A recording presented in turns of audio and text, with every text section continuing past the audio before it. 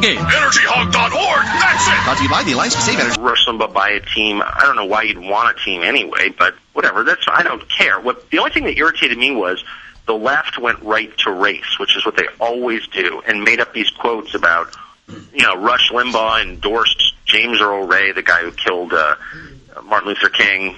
Did you see this? They made up these quotes. I saw a bunch of it, but the main quote that the NFL had a problem with was a real one because I saw it live. Barack the Magic Negro? No, it was on. That was one. When he was on NFL Countdown and got fired by ESPN for saying that the media is very desirous of a black quarterback to do well. Meanwhile, Donovan McNabb had been to 4, I think, NFC championships at that time. I mean, the guy was success in sports. That's the place where race really doesn't matter because the stats are the stats, and wins and losses are wins and losses. Honestly, I don't know enough about it to know that, but that would certainly seem to make sense. I mean, but if you own a team, why would you give preference based on race? I mean, it's not the government. You know what I mean? It's like It's performance does matter. It's wins and losses. That's all that matters. You got anything coming up on TV? They got you in the back burner. Isn't most NFL players, aren't they black anyway? Well, yes, something like that. Hey, let me ask you a question. So, you got anything coming up, or they've got you in the back burner right now? On TV? Yeah. Yeah, I mean, I go on pretty much every day. I was on yesterday. I was on Monday. How about tomorrow? Tomorrow, Thursday. What's your? I want to see what your lineup is. Maybe we can watch them, Brent. Okay. I don't know what it is tomorrow. Tomorrow, I'm giving a speech. Then I'm going to Parents' Weekend at my daughter's school. Oh, that's right. You got your daughter housed in a prison-like facility. Remember that poor thing. I think we call it boarding school, Bubba. Yeah. Boarding school equates prison-like. See, Brent, that's the difference between blue-blooded rich people from Georgetown and Washington, D.C., and hillbillies from Warsaw, Indiana. Boarding school, to me, when we were growing up, is what they threatened you with when you were a complete dick and they were unmanageable. They called it reform school. Yeah, whatever. You said, we're sending you away to school. Yeah. That's considered a blue-blooded treat in the circles of this jackass. It's still the same. They've got their kids duped.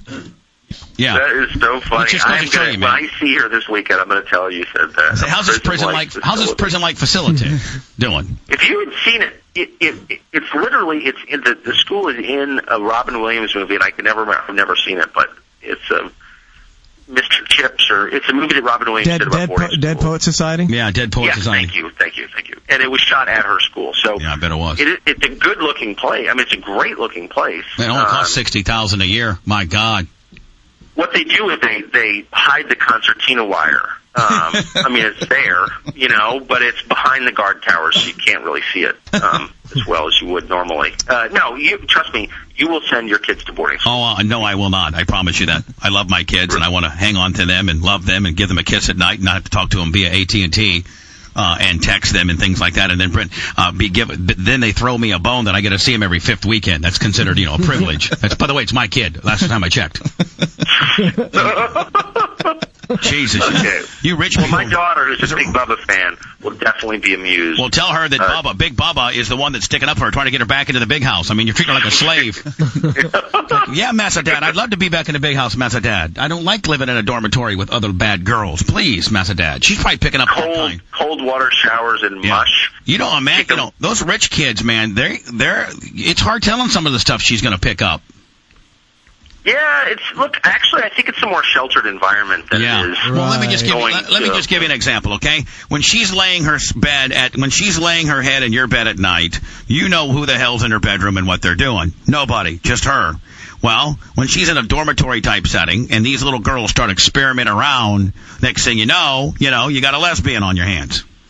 I don't think that's likely. Next thing you know, boom. I don't think next thing you know, that's likely. Next thing you know, Brent, what's going on in the Combe dormitory? Nothing. I don't got a PSP to play. I ain't got nothing going on. I ain't got my mom and dad here to tell me that they love me and tuck me in bed. So here's Trixie, and she wants to explore my body a little bit. So hey, let's go crazy. Wow. That if it weren't my daughter, that's one theory. Well, I mean, it's I just can't, and I just think that's pretty unlikely. Can you tell them as outlandish as that is? How old is your daughter? 14. Manson, can you please try to help me out here? No, I think you're on your own on this one. I think you're crazy. Screw you, Manson. 14-year-old girls, man, are getting into that sort of deal. Manson, you yourself told me that the new cool thing amongst girls is what? To be a fake lesbian. Thank you.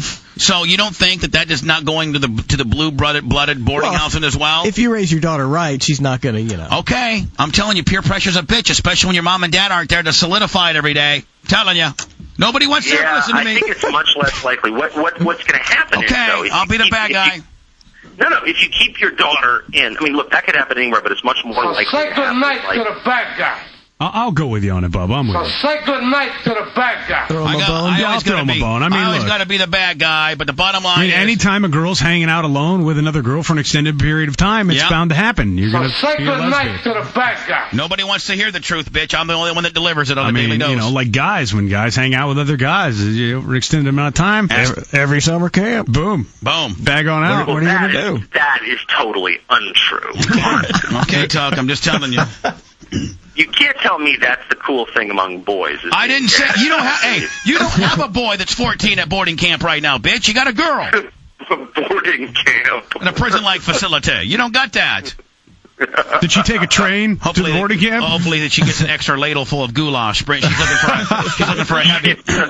She's looking for a heavy handle, a heavy ladle, not a light ladle. If they don't like you in prison, they'll give you a light ladle. If they like you, they'll give you a heavy ladle. They'll have an overflowing ladle. Old girls just hoping for an overflowing ladle. Please give me an overflow full of goulash today. My daddy's the heir to the Swanson at the end, fortune. you go up and plead the headmaster for an extra helping of plum pudding, and he beats you with a cane. No, I'm just telling you.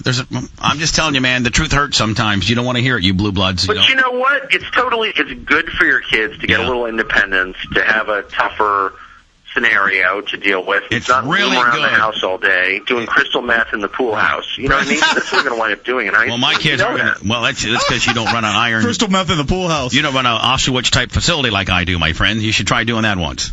Yeah, but how'd you like to raise a kid in Florida? I mean, that is a well, I mean, we do it quite nicely here, us guys here in Florida. None of our kids have turned out bad so far. Tuck just can't imagine what it's like to raise a kid. Though, Florida is pretty decadent. It is. I love Florida. I go there a lot. I spend a lot of the winter there, and I love it. But come on now. I mean, honestly, most kids are on OxyContin. Most kids, and they're getting it from Rush Limbaugh. That's the bad thing about it. He's here with all of us. 10,000 pills, my friend. Yeah, Rush Limbaugh got out of New York. Rush Limbaugh's on it. I mean, hillbilly heroin. It's all the craze, my friend. Why do you think I'm able to have so much energy at 10 in the morning? Please. Does OxyContin give you energy? Hell, it gives you anything you want, buddy. I mean, it gives you anything you want. You eat a meanie greenie that's coated, Brent, and you take the coating off the 80 milligrams, and you're Superman from that point forward. Okay. Oh yeah, I always crush it up to defeat the time release. Exactly. Tuck, I love you, my friend.